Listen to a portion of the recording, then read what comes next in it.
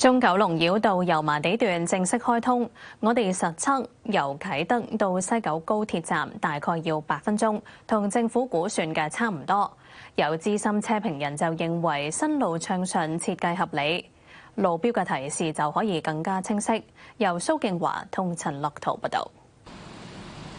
朝早大約10點，我喺啟德宋皇臺站附近起步，經中九龍繞道去西九龍高鐵站。由城啟道右轉上繞道入口，車輛駛到啟德主場館前面，開始入隧道。隧道入面3線行車，有路牌提醒往油麻地或者西隧要靠左。行車大約5分鐘之後見到出口，左線會1分為2，分別通往油麻地同西隧。右線依然係雙白線，冇辦法 cut 線向左，只能夠通往葵涌。亦都有出口可以通往大角咀。離開隧道先靠左行，再轉線靠右，最後 cut 線靠返左就去到西九龍高鐵站。我由啟德城啟道行新路去到西九龍高鐵站，大概用咗8分鐘，真係慳返唔少時間。波阿 Sir，咁唔知嗰位港鐵南昌站附近行新路去啟德又要幾耐呢？運輸署預計咧行隧道用5分鐘嘅啫，不過講多無謂，交俾你試就最實際啦。上車。由東京街西出發，要先轉上連翔道，路牌有隧道標記，上繞道要繼續靠左。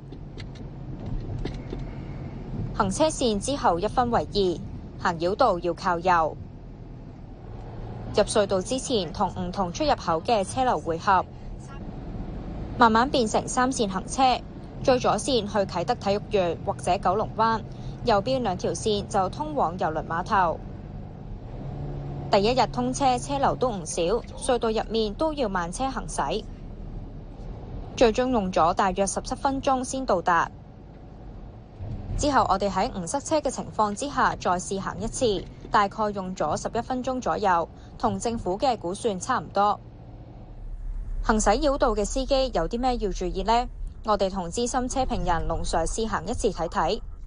而家係3條線都行得嘅，所以我哋假定我哋係唔熟路啦，我哋穩陣起見，我行中間，咁去到出口睇下會點。呢條線就係可以去觀塘繞道嘅，得1條線啫。如果我哋去啟德及九龍灣呢，我哋就要去最左邊嗰條線。佢讚新路暢順。彎道、斜道設計合理，路標就可以再清楚一啲。我覺得可以有啲好啲安排，就係喺入口嘅時候咧，就叫駕駛人士揀定線啊。即係如果你係去啟德嘅，你係去觀塘嘅話咧，你就靠左邊嗰2條線啦。啊，你去郵輪碼頭就靠右啦。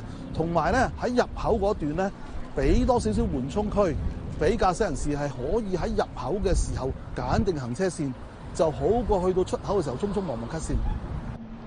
佢又提醒駕駛者用繞道之前，可以去到政府網站了解繞道出入口位置。Now TV 記者陳樂圖、蘇敬華報道。